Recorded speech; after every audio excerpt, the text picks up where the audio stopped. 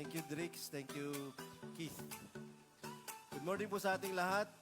Gusto ko rin i-welcome yung mga bisita na kasama natin. Yung iba ay hindi na lang first time. At welcome po kayo ulit sa Christ Life Assemblies.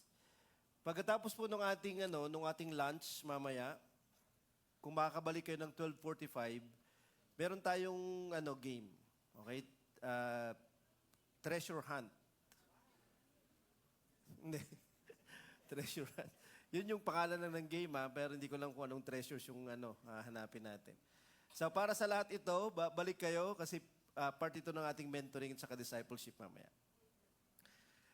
So welcome po. Good morning sa inyong lahat. Parang parang hindi tayo kasing saya. Morning. So, ito po yung ating pag-uusapan, the substitute. Ang advertisement nito ay ang kapalit. Okay, ang kapalitan. Okay, so yun yung ating pag-uusapan ngayong araw na ito. Pag-pray natin yung ating pag-uusapan bago tayo mag-usap. At mag-pray muna tayo sandali. Mahal na Diyos, nagpapasalamat kami ngayong araw na ito. Ang kalooban mo, Panginoon, kung bakit mo kami pinagsama-sama sa lugar na ito, ay aming tinatanggap at binubuksan namin yung aming mga sarili sa pagkilos ng banal na Espiritu mo sa amin. Personal, hindi lamang mangusap ka, gumawa ka, Panginoon, pagligtas ka. Bigyan mo kami, Panginoon, ng kung ano yung nakikita mo, Panginoon, na kailangan namin ngayon hanggang sa walang hanggan. Ikaw, Panginoon, ang aming gustong itaas, ang iyong kalooban, yung aming gustong sundin, ang salita mo, gusto naming mahayag ang kaligtasan mo, gusto naming tanggapin ng bawat isa sa amin. Ngayong araw na ito sa pangalan ng Panginoong Hesus. Amen. Okay, yan po ay reminder lang. Keep your phone in silent mode. Okay, the substitute.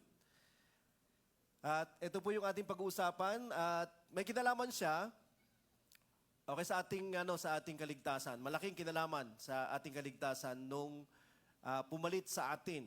Okay, upang yung ating sana na matatanggap na kahatulan ay mapasa Kanya. Tandaan natin, ito'y tungkol sa Panginoong Hesus. Okay, ito'y pagkilala sa Kanya, ito ay pagtingin pabalik.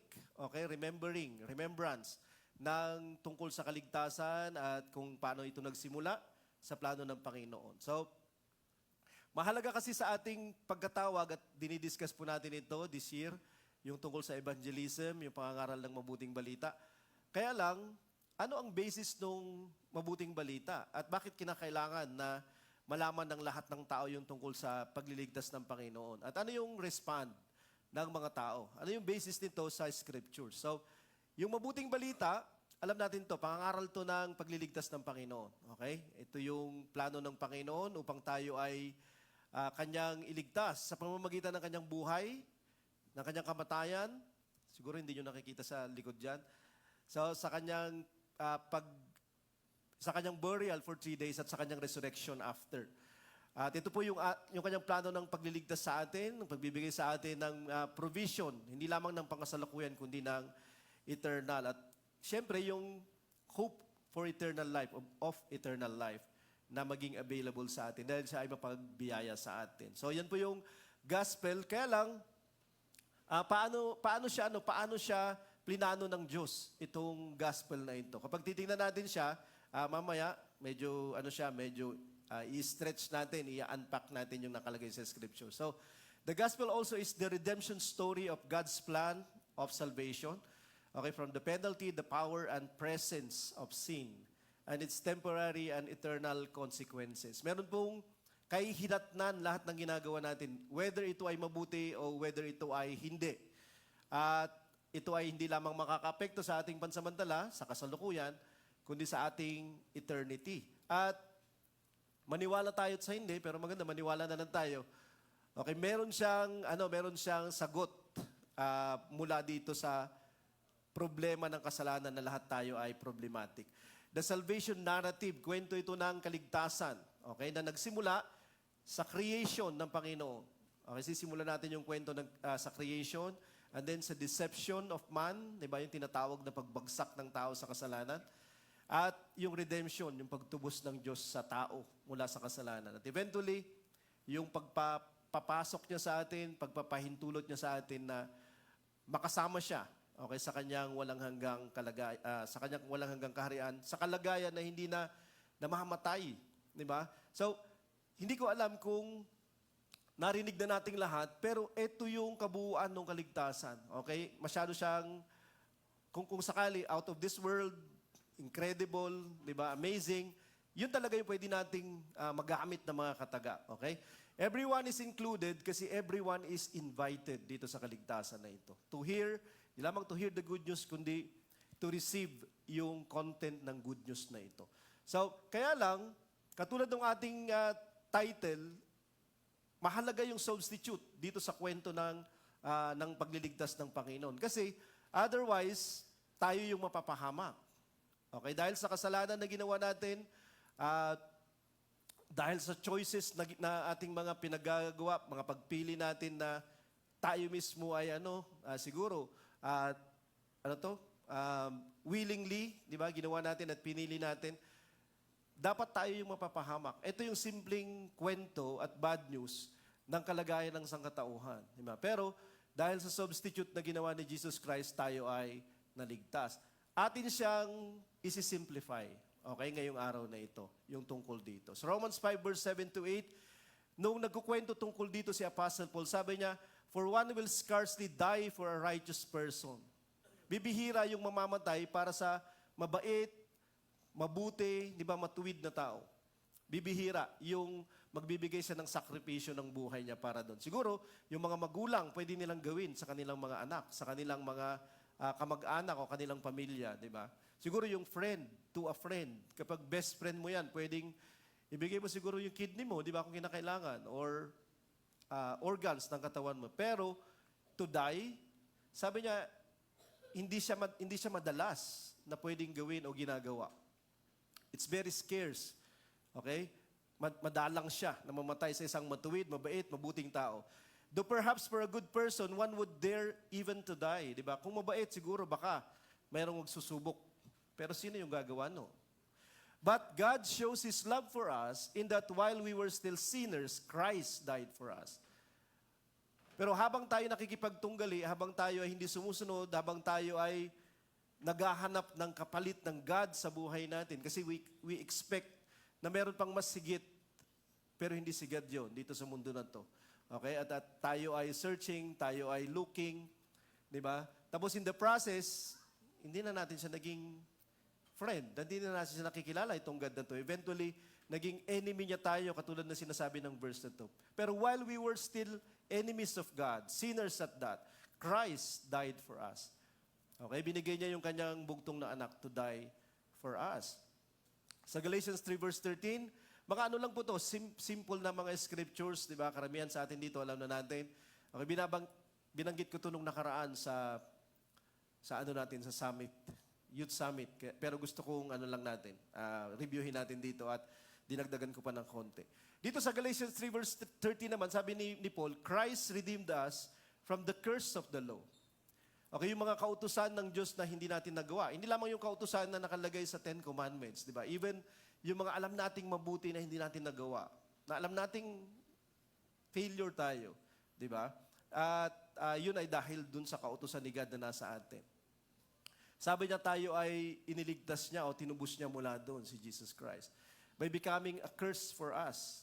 Siya yung naging sumpa sa atin. Kasi may sumpa yung hindi natin pagsunod. May sumpa sa yung pagiging sinners natin. Diba? Proud man tayo o hindi. Mayroong sumpa siya. It is written, cursed is everyone who is hung on the tree. At nakasulat na yun. Diba? Na kapag ikaw ay nagkasala, you will be cursed. Kapag hindi naman, you will be blessed.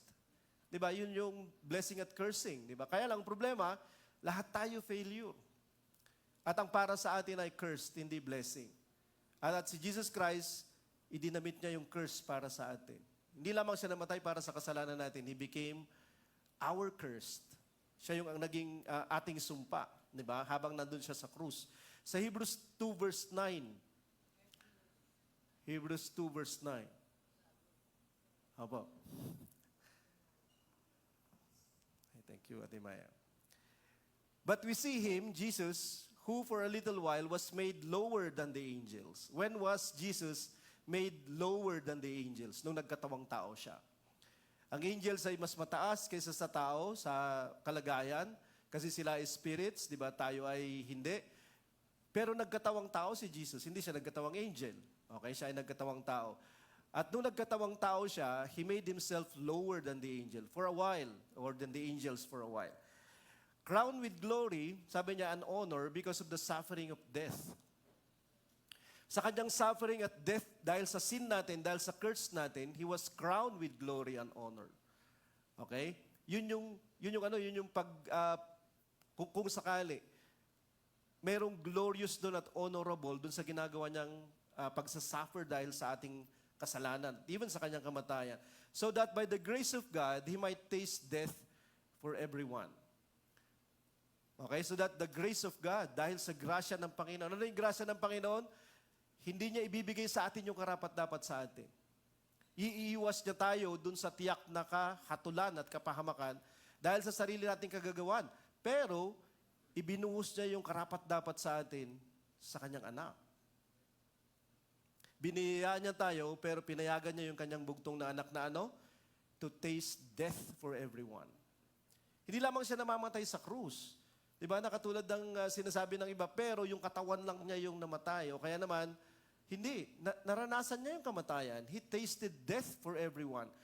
Nung namamatay si Jesus Christ sa krus, hindi lamang siya namamatay para sa kanyang kababayan o kanyang kalahi. Para sa lahat. Ilan yung latest na bilang ng population ng buong mundo? Nakakaalam? 8 billion, no? 8 billion plus. So, lahat ng 8 billion na yan, dahil sila ay sinners din, dahil sila ay, dahil sila ay guilty din, namatay si Jesus Christ para sa kanila. Kahit yung mga taong wala na ngayon, kahit yung mga taong hindi pa nagiging tao ngayon, pag naging makasalanan sila, ikakamatay pa rin niya yung kanilang kasalanan. Merong cosmic, heavenly, na nangyayari sa krus. Hindi lamang siya normal na kamatayan ng mga taong kriminal, yung kamatayan ni Jesus Christ sa krus. Kasi meron pa siyang ibang mga kasama doon na namamatay. Na during that day, sila ay hinatulan din na kriminal dahil sa kanilang sariling kasalanan. Pero Jesus Christ is not dying or was not dying, hindi dahil sa kanyang sariling kasalanan, kundi dahil sa mga kasalanan ng mga taong nabuhay o nakalipas o hanggang hanggat may tao dito sa mundo, kanyang ikinamamatay. Hindi siya madali na kamatayan yun. Guilt mo nga lang hirap mong tulugan. Diba? 5 guilt pa yan, mas mahirap tulugan. Billion-billion na guilt yan, ipasok mo sa isip mo lahat. Lahat ng kanilang kalagayan. Ganon yung nangyayari dun sa krus ni Jesus. Kakaiba yung nangyayari sa krus niya kaysa sa crosses ng ibang mga tao. Kasi He was tasting death for everyone at dahil sa biyaya ng Panginoon upang matanggap natin yung biyaya ng Panginoon sa atin. Dapat tayo yung nagsasuffer pero hindi. Okay? So, pag-aralan lang natin sandali yung word na for sa Greek. Okay, yung word na for. Kasi Jesus died for us. Si Jesus Christ ay namatay para sa atin. Okay? Yung Greek term na yun is hooper.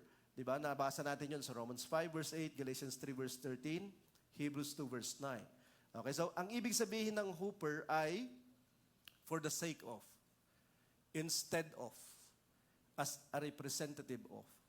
Okay, sa kapakanan ni, sa halip ng, at bilang kinatawan ni.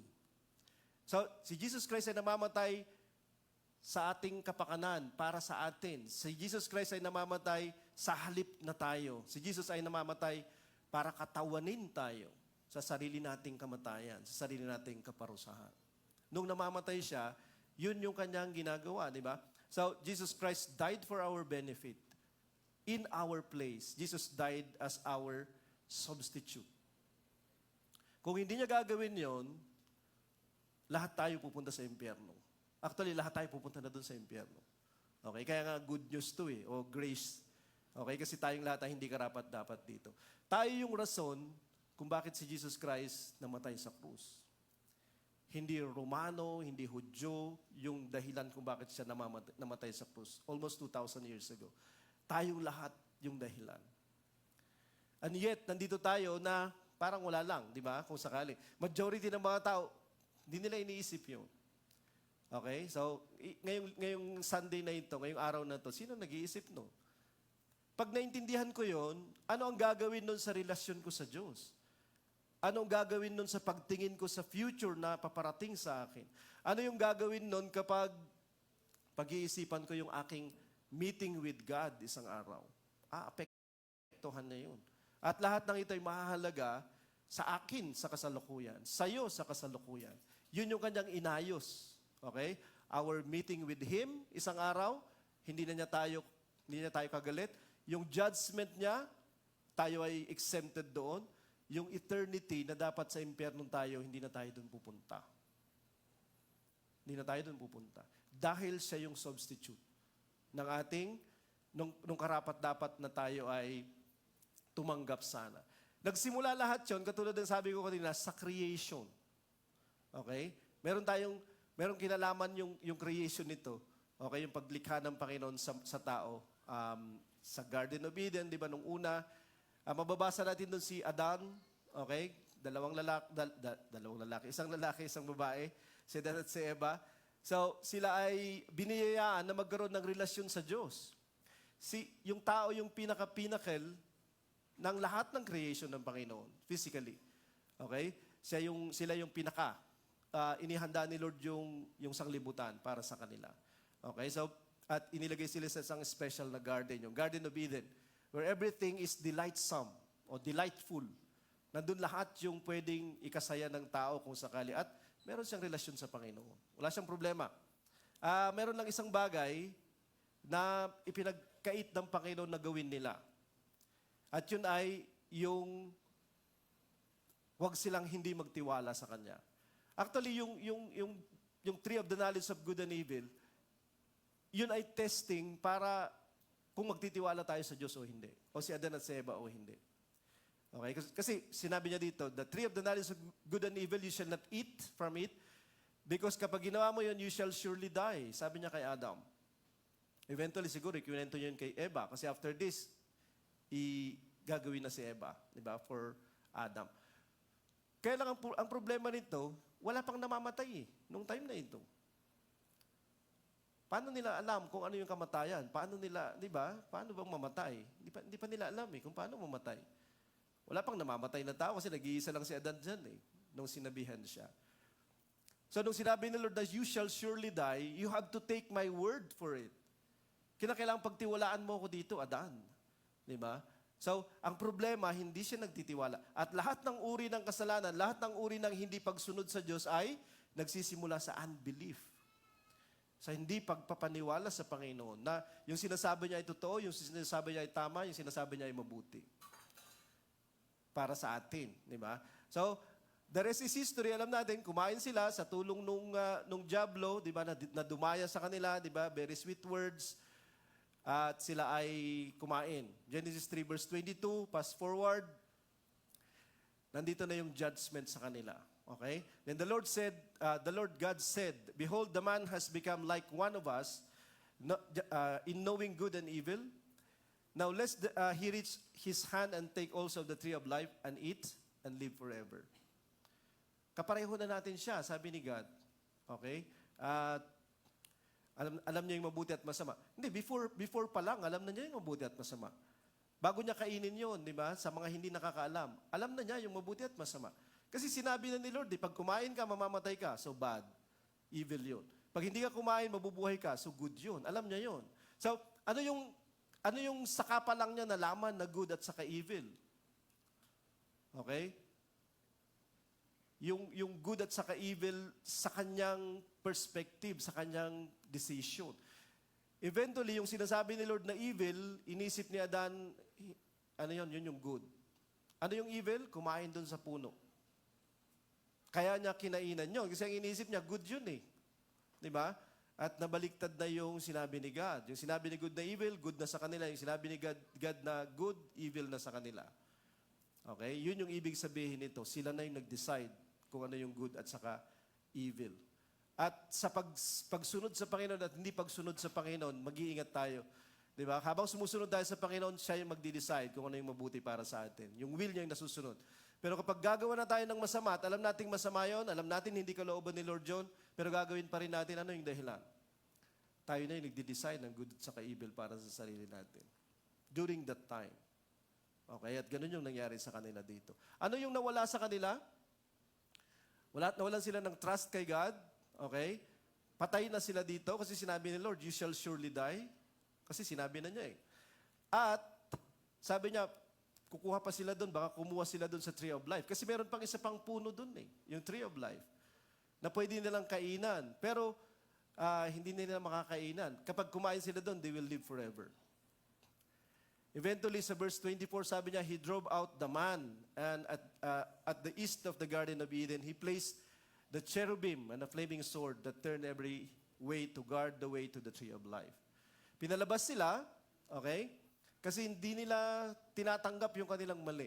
Sabi ni Eva, kasi yung sabi nung ni Adan, kasi yung babae, nagtuturuan sila. Walang umamin na, Lord, I'm sorry. Sana, the first repentance, di ba? Pero wala eh. Nagmatigas sila at nagturuan. Yun yung pinaka-basic na gagawin ng mga tao. Di ba? Ano man yung mangyari sa buhay, minsan palagi may maituturo. Minsan kahit yung pagsunod natin kay Lord, hindi tayo susunod hanggat sa may nakikita tayong mas worse pa sa atin. Okay? At yun yung hindi maganda. So pinatalsik sila doon, bakit? Bakit hindi pinayagan ni Lord na kumain sila doon sa tree? Di ba? Para mabuhay sila magpasawalang hanggan. Tapos, wag silang palabasin kasi, di ba? Yun yung dapat. Pero dahil wala silang repentant, mananatili sila na hindi nagtatrust kay God. At imagine yun, eternal na sila na hindi magtatrust. Eternal na sila na sinner. Corrupted. Di ba? So, anong mangyayari doon? Papasukin mo siya sa presensya ng Panginoon. So, anong gagawin nitong tao na to? O, di palagi niyang susuwayin si God. At eternal na yon. Actually, by driving them away or out of the garden, it's a merciful gesture from God. Yun ay habag ng Panginoon para hindi sila manatili at walang hanggan sila na manatiling ganun yung kalagayan. Pero, patay pa din sila at mamamatay pa din sila. Di ba? Hindi lamang siya physical, okay? Kasi yung mahirap na kamatayan ay yung wala kang connection kay God. Buhay ka physically, pero ikaw ay floating. Para bang gano'n? Hindi mo alam kung anong gagawin mo, hindi mo alam kung saan ka pupunta. Meron kang hinahanap na hindi mo matiyak kung ano. Di ba? At walang makakapuno sa iyo. At mamamatay ka dito sa labas ng garden. At yun yung kalagayan nila. Pwede silang pumasok, pero ang problema, may nakagwardya para hindi sila makapasok. Okay? So, hindi naman sila namatay. Physically, hindi pa rin sila namatay. Pero sila ay labas na sa garden at wala na silang relationship kay God. Di ba? So, ano ang naapektuhan ng kamatayan na to? Yung kanilang physical at yung kanilang spiritual. Pwede nilang may bata na nawawala sa sarili. Sa palagi ko nasa yun, nasa lollipop yun kung bakit siya nawawala sa sarili, si Ace. Hindi lang yung kanyang spiritual na wala siyang relationship kay God, at kundi yung kanyang physical. So, buhay pa siya, pero kapag babalik siya doon, anong gagawin sa kanya ng cherubim? Okay? Chachap-chap siya ng di oras. Mapapabilis yung kanyang kamatayan. So, hindi sila makakuha ngayon doon sa tree of the fruit of that tree. Kasi may cherubim eh. Okay? So, anong mangyayari niyan? They're doomed to death. Mamamatay na talaga sila at wala na silang gamot kung sakali lang. So, yung kwento ay nagsimula doon. Simula noon hanggang ngayon, hindi na tayo makapasok doon sa presensya ni God. Doon nakatira si God, noong unang panahon dito sa lupa, doon sa Garden of Eden. Okay? Tapos eventually, dahil yung God na to, gusto niya na bumalik sila. Naghahanap siya ng paraan. Binibigyan niya sila ng paraan. Yung kanyang presensya ay tumitira sa tabernacle once upon a time, nung time ni Moses. For 40 years, nandun siya sa tabernacle. After 40 years wandering, okay, from Egypt going to the promised land, natayuan na siya ng temple ni Solomon. Okay, kaya lang, every time na hindi sila sumusunod kay God, every time na hindi sila faithful sa Kanya, hindi sila naniniwala sa Kanya. Therefore, ginagawa nila yung paraan nila. Diba? At palagi mababasa mo sa Old Testament, sinusunod nila yung nasa puso nila. Yun yung nakalagay. Na para bang sinasabi nila kay God, it is not your will, but my will be done. Okay, yun palagi yung ibig sabihin ng sin. So, nandun siya sa temple, pero from time to time, maalis siya. Yung glory niya umaalis to. Okay? Ilagay nyo lang sa isip nyo yan. Dumating si Jesus. Nandito na yung God na nagkatawang tao. Yung presensya niya, pwede nang puntahan ng kahit sino. Okay? Pero dumating siya for a while lang. Okay, mamamatay siya sa krus. Bago siya mamatay sa krus, nasa isang garden si Jesus Christ. Nagpipray siya dito. Okay? Kinabukasan, mamamatay na siya sa krus. Ito yung last night ni Jesus Christ. Sabi niya dito, Father, if you are willing, remove this cup. Nevertheless, not my will, but yours be done. Father, if you are willing.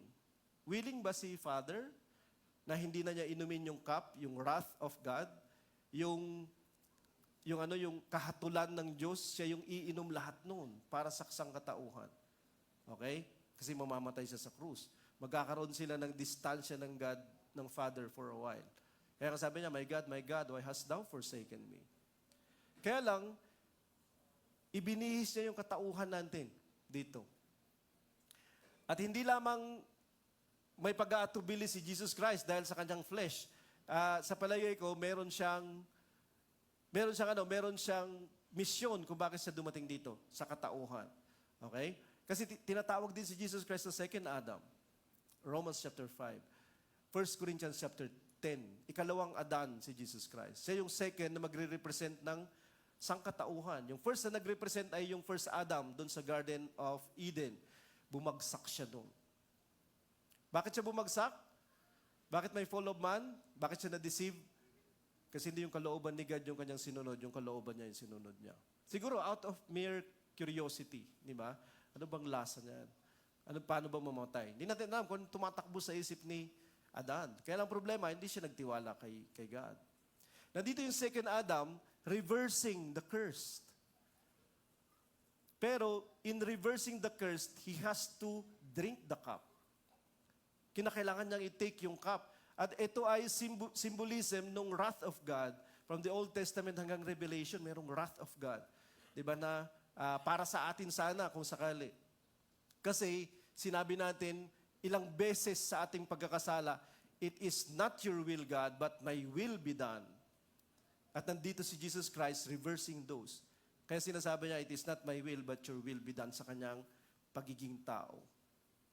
For the first time, okay, lahat ng kasalanan pwede na niyang i-reverse dahil iinumin na niya yung cup, pero iinom lang niya yon sa katauhan na meron siya. Okay? Kapag gagawin niya yung kalooban ng kanyang ama. Nire-represent niya tayo sa pamamagitan nito, kung sakali. So, yung nangyari sa Garden of Eden, na-reverse sa Garden of Gethsemane. When Jesus Christ was being crushed, kasi yung ibig sabihin ng Gethsemane, di ba, lugar kung saan kinakrush yung mga olive upang makuha yung olive oil, yung blessing kung sakali. Di ba? And he was the one crushed para tayo ay buo.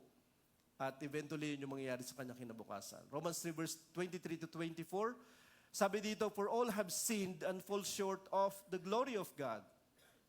Lahat tayo ay nagkasala, sabi ni Adan. Lahat ay ni Paul. Lahat ay nagkasala at hindi nakaabot sa kalulatian ng Diyos.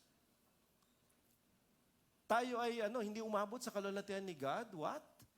Ang tao ay nilikha sa wangis ni God, sa kalulatian ni God, sa glory of God. In the image of God created yung tao. And it was very good, sabi niya, nung kinarinate niya yung lahat. Lalong-lalo na yung tao. Bakit wala na yung glory? Bakit nawala na yung glory? Why? Kasi we all have sinned. Sabi niya, for all have sinned. Tayong lahat kasi nagkasala. At dahil sa kasalanan, yun yung bumasag ng glory ng Panginoon sa atin. O kaya lumayo, nagpalayo sa kanyang kalulatian sa atin. Tayo sana ay create niya para maging glory niya dito sa lupa. Kasi tayo nga yung nilikha niya sa image niya. Kaya lang hindi. Dahil sa kasalanan, lumayo tayo. Dahil sa kasalanan, nagkalamat at nabasag yung kanyang glory, yung kanyang image sa atin. Pero sabi niya dyan, tayo ay ma-justify. All have sinned, but all will be justified by His grace as a gift. Sa pamamagitan ng biyaya niya, bilang regalo. Hindi natin pagtatrabahuhan, pero bilang regalo, through the redemption that is in Christ Jesus.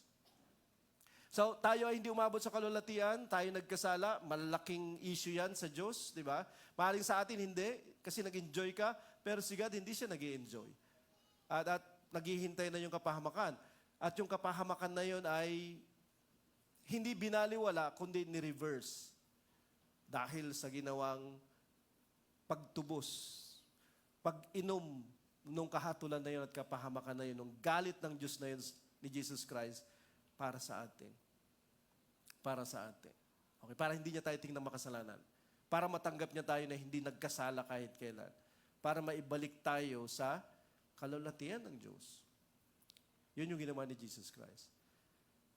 Ito ay isang picture sa eksena sa Passion of the Christ. Hindi ko lang kung napanood nyo na yon. So, si Mel Gibson, di ba? Si Jim Caviezel. So, yan yung itsura niya. Kasi sa palagay nila, ito yung movie after Jesus Christ, portrayal ng Jesus Christ's life, mula sa different sources aside from the Bible, na ano siya, na perfect siya, pinaka-perfect siya sa iba.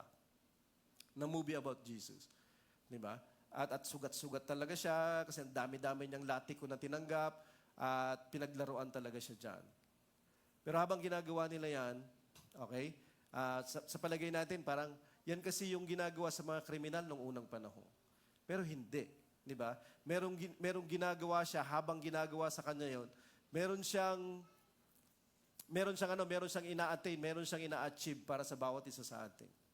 Hebrews 9 verse 14, how much more will the blood of Christ, gaano pa kaya yung dugo ni Jesus Christ, who through the eternal Spirit offered Himself without blemish.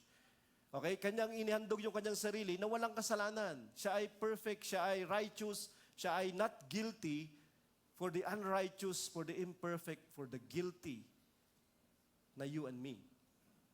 Okay?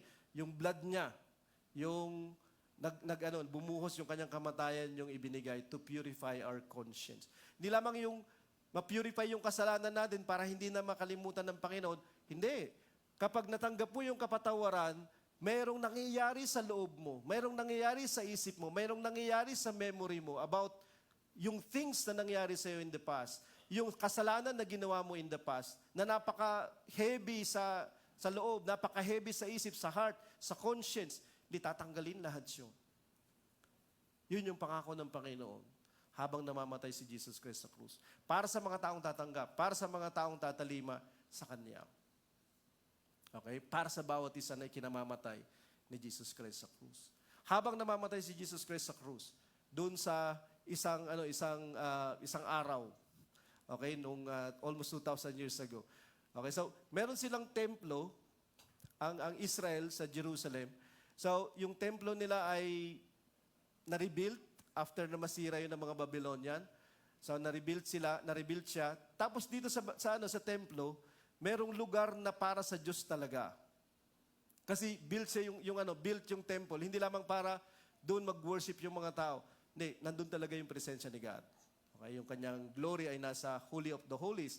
At yung loob niyan, yung building na yan, yung loob niyan ay divided siya sa dalawa. Okay?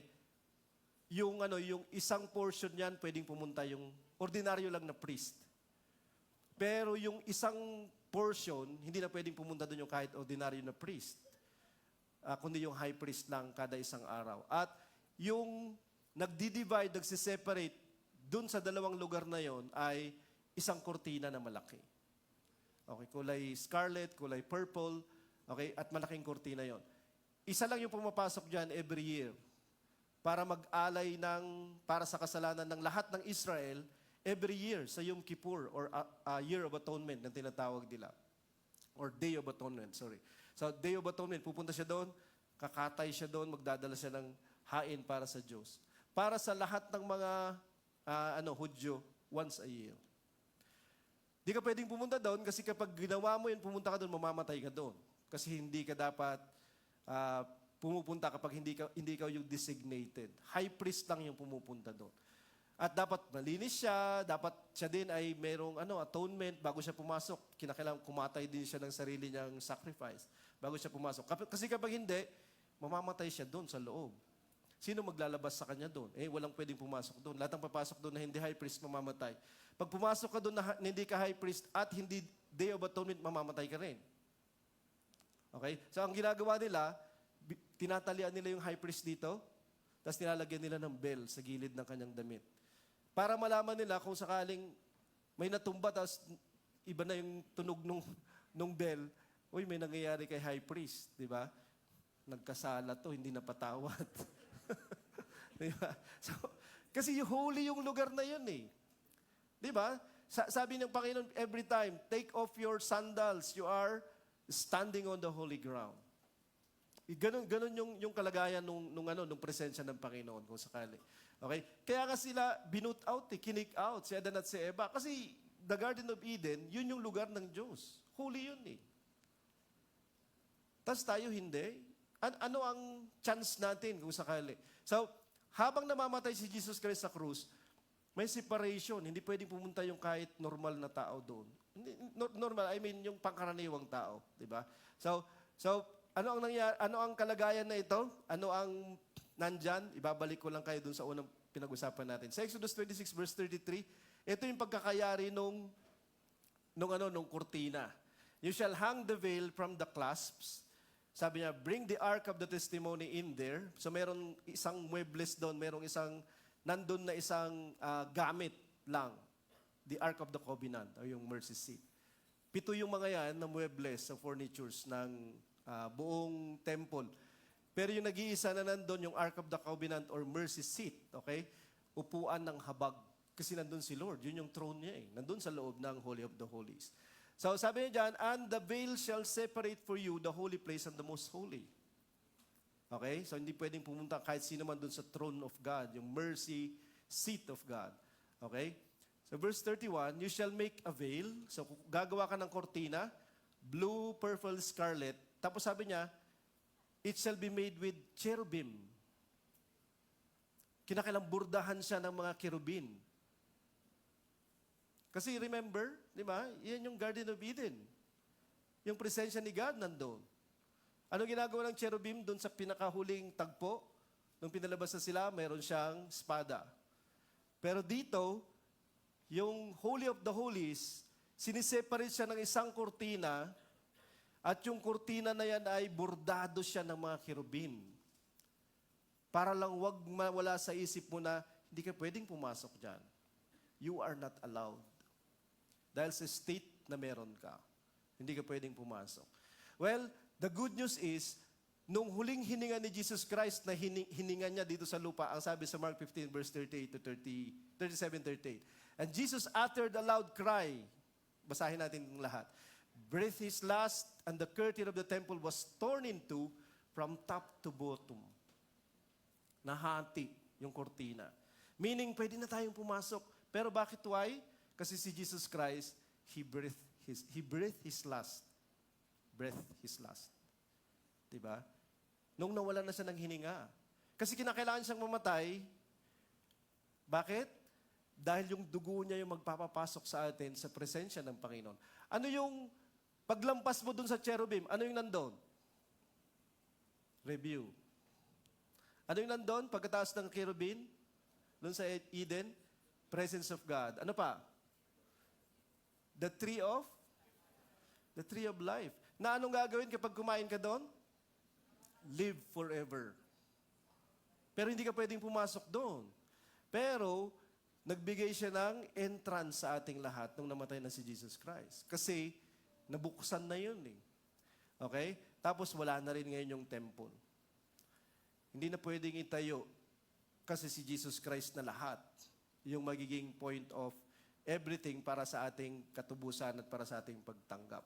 Hebrews 10 verse 9 to 10. Basahin natin ito. Therefore, brothers, since we have confidence to enter the holy places by the blood of Christ, may kumpiyansa na tayo, pwede na tayong pumasok sa pinakabanal na dako sa pamamagitan ng kamatayan o dugo ni Jesus, by the new and living way, isang bago at buhay na paraan, He opened for us through the curtain.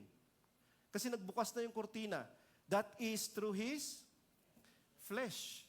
So nung napunit yung kurtina, kasi yung kanyang katawan ay kanyang inihandog. Para yung opening na yun at entrance na yun to the Holy of the Holies, to the presence of God, to the very life. Kasi si Jesus Christ yung life, si God yung life. I am the way, the truth, and the life. Diba? At yun yung access natin, yung ginawa ng kanyang bugtong na anak. Yung flesh niya, di ba? Yung kanyang itsura na ganyan, pwede nang makapunta tayo, makabalik tayo dun sa dati, kung sakali.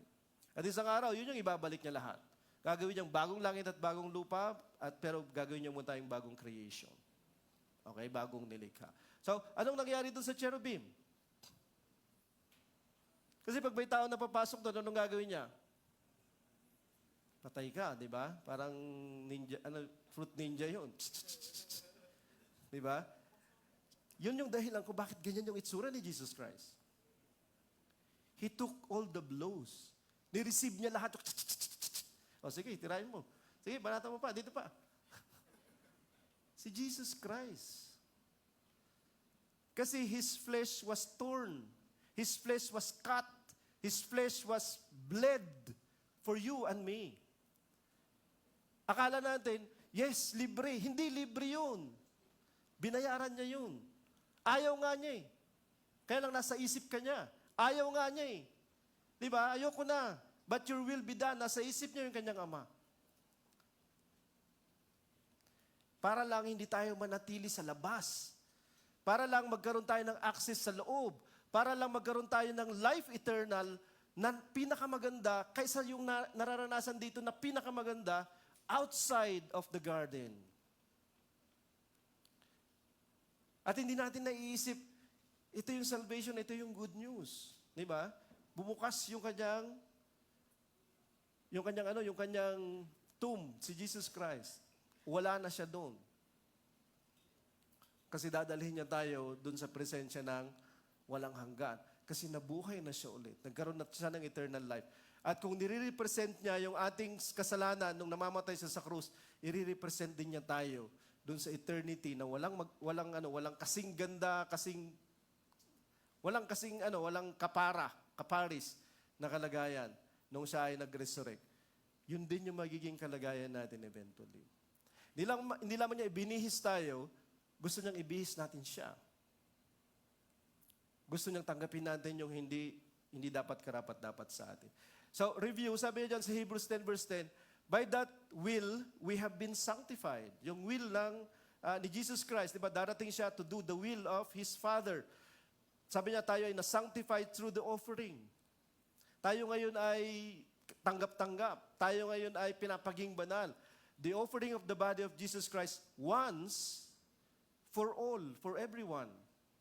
Kasi dati, araw-araw, kapag nagkakasala yung mga tao, may mga tupa silang dala, yung mga Hudyo, para patayin nung priest. Dahil nagkasala sila eh. Kasi kinakailangan yun, requirement yun. May mamamatay para sa guilty na hindi guilty.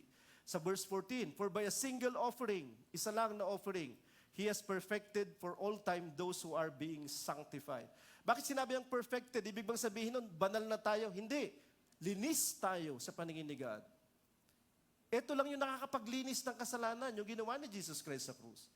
Kahit anong uri ng kasalanan, basta ating idepende sa Kanya, i-rely natin sa ginawa niya sa krus, lilinisan niya yun ng perfect na paglilinis. Na para bang wala kang ginawa. At magpapatuloy ka sa sanctification. Yun yung pagkakaiba na si Jesus Christ ay Savior natin. Hindi yung parang perfect na tayo, hindi na tayo makakagawa ng mali. Hindi. Kung makakagawa ka ng mali, pero lilinisin ka niya ng perfect na paglilinis, na para bang hindi ka gumawa ng anumang mali. Yun yung kanyang inaayos. At magiging ganun yung ginagawa niya every time. So verse 17, sabi niya, I will remember their sins and their lawless deeds no more. Ganun sa ka-perfect yung paglilinis niya na hindi na niya maalala yung ginawa mo. So anong gagawin natin? Anong mangyayari sa atin pag lalapit tayo sa Panginoon dahil kay Jesus Christ, dahil sa paglilinis ni Jesus Christ? Tatanggapin tayo ng Ama. Kasi wala tayong ginawa eh.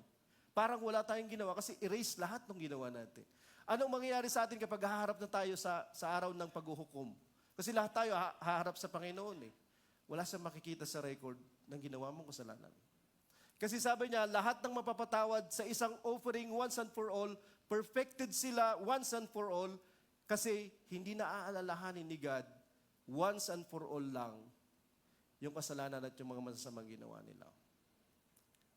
Bakit hindi siya mabuting balita? Itong bagay na to. Ito yung pinakamabuting balita sa lahat. Okay? Kasi problema nating lahat ito kung sakali. Verse 12, but when Christ had offered for all time a single sacrifice for sins, He sat down at the right hand of God. Hindi pa tumigil doon yung mabuti. Kasi umakyat si Jesus doon, tapos nasa kanang luklukan siya ng Ama to represent us. May tao na doon sa langit ngayon, si Jesus yun, upang magrepresenta sa mga tao. Kasi bago siya magkatawang tao, hindi pa siya nagiging tao kahit kailan. Nung nagkatawang tao siya, hindi na siya magiging hindi tao kahit kailan, habang siya ay Diyos at anak ng Diyos. Nagigets natin? Kasi i-represent niya yung tao doon sa presensya ng Panginoon. At yun yung ginawa ni Jesus Christ sa krus. May attorney ka ngayon doon. Na ipapanalo niya yung kaso mo. Okay? Yun yung para sa atin. Di ba? Yun yung ibig sabihin ng substitute. Hindi lamang sa substitute nung nasa krus siya, hindi lamang siya substitute nung siya ay namatay at nakalibing at nabuhay ulit. Hindi, hanggang ngayon ay substitute natin siya. Kasi kinakatawan niya tayo doon. May tao doon. Butas dito, butas yung paa niya. At dami niyang scars. At isang araw makikita natin siya. Hindi yung mga pictures ng Roman Catholic na mga Jesus, di ba, na parang pure at wala man lang bahid, etc., na parang filtered. Kasi dami niyang peklat. Para malaman mo kapag nandun ka isang araw, kung nandun ka isang araw, kung magpapakumbaba ka ngayong araw na ito, habang nabubuhay ka, kung kikilalanin mo yung kalooban niyang pinakamaganda, makikita mo siya isang araw at magpapasalamat ka lang. Kasi buo ka, di ba? Ikaw ay perfect, siya ay hindi. Kasi once na kinuha niya yung ating kalagayan, hindi na niya yun binitawan. Para yung kanyang kalagayan ay mapasa atin. Maging anak tayo, katulad niya. Colossians 2 verse 40. By canceling the record of debt, okay, kanyang tinanggal, inalis, okay, yung talaan ng ating utang, yung kasalanan natin ito. At marami yun. Diba? Ilang beses ka nang nagkasala? 100? 1,000? 5,000? You lost count. Maraming aspeto yan. Words or deeds. Pero, sabi niya, kinancel niya yung record ng death natin that stood against us with its legal demands. Hindi niya tayo tinatanggap si God through Jesus dahil kinalimutan ni God yung legal demands ng ating ginawang kasalanan. Na para bang, ano yun, ipinikit lang ni God yung kanyang mata, okay? At yung karapat-dapat na hatol sa atin, mawala, hindi. Sabi niya dyan, this is set aside, na wala lahat yung record natin because He nailed it to the cross. Nung ipinapako si Jesus Christ sa krus, yung legal demands ng iyong pagbagsak at pagpalya, yung choices mo na mali at kasalanan mo sa Diyos, na dapat merong kahatulan yon, lahat ng yon, nagsuffer si Jesus Christ. Hindi nga libre yung iyong libreng kaligtasan sa kasalukuyan.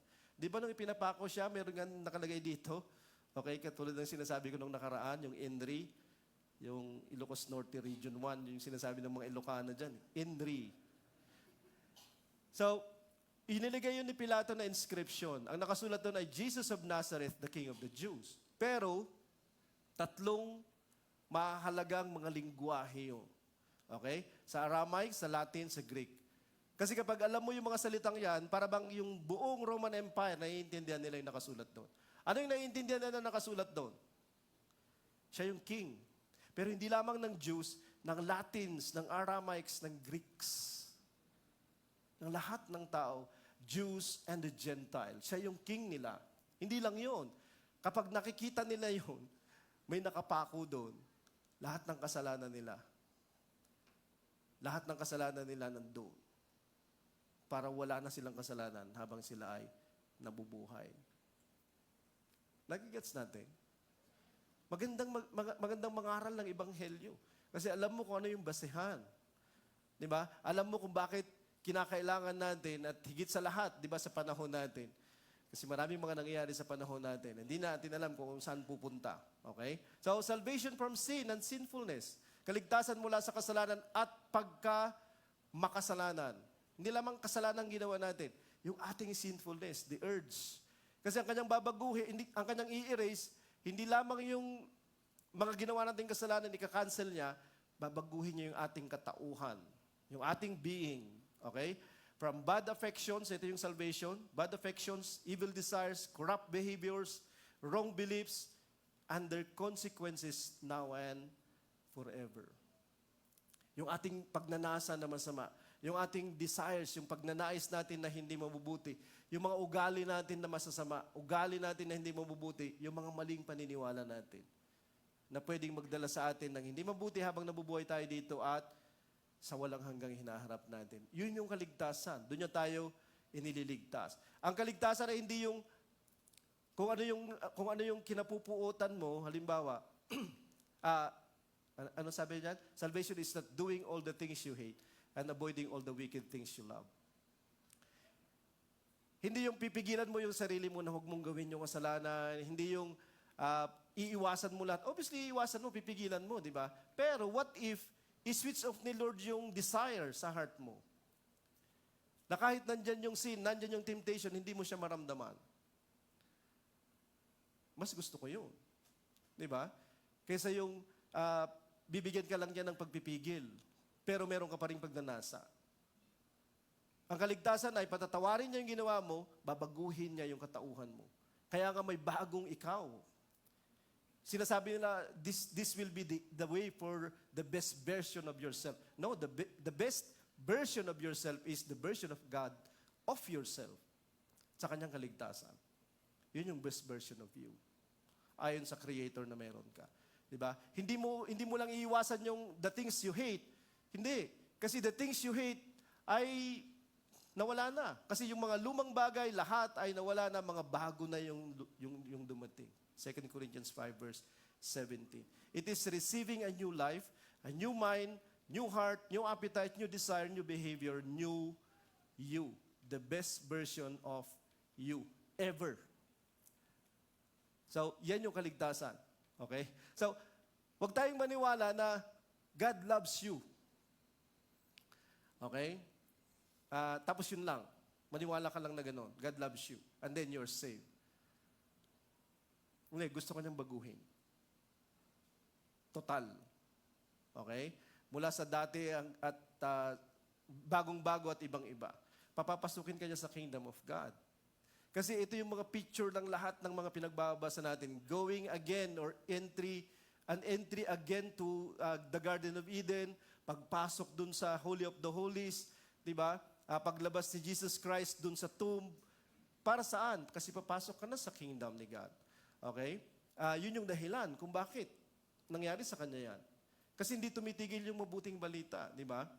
Kasi yung pinaka-ultimate nun ay papasok tayo sa kanyang presensya sa kingdom of God. Kaya nga sabi niya sa John 3 verse 5, truly, truly I say to you, unless one is born of water and the Spirit, he cannot enter the kingdom of God.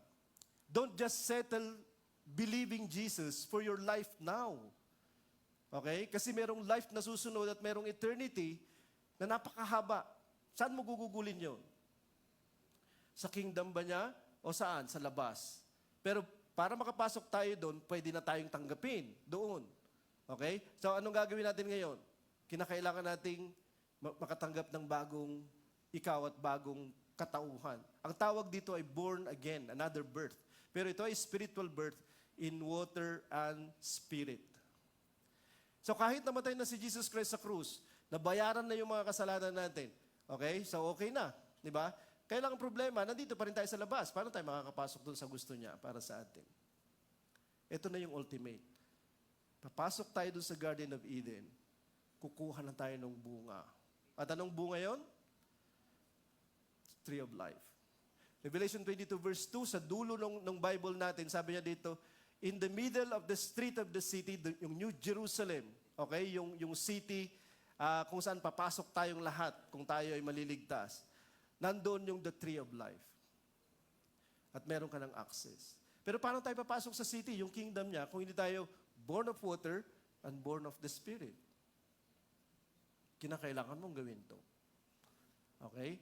Hindi lamang para sa buhay mo ngayon, kundi para sa buhay mo sa hinaharap. At naghihintay lahat yung mga gandang mga bagay na ito dahil kay Jesus Christ na substitute natin. Kung hindi niya ginawa yung kanyang ginawa, at willingly, lovingly, graciously ginawa niya para sa bawat isa sa atin.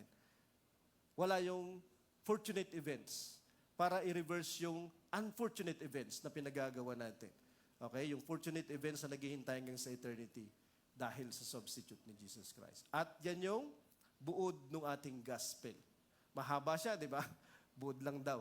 Pero yan yung buod ng gospel natin. So, binabalik ko kayo kay Drix at kay Keith. Thank you.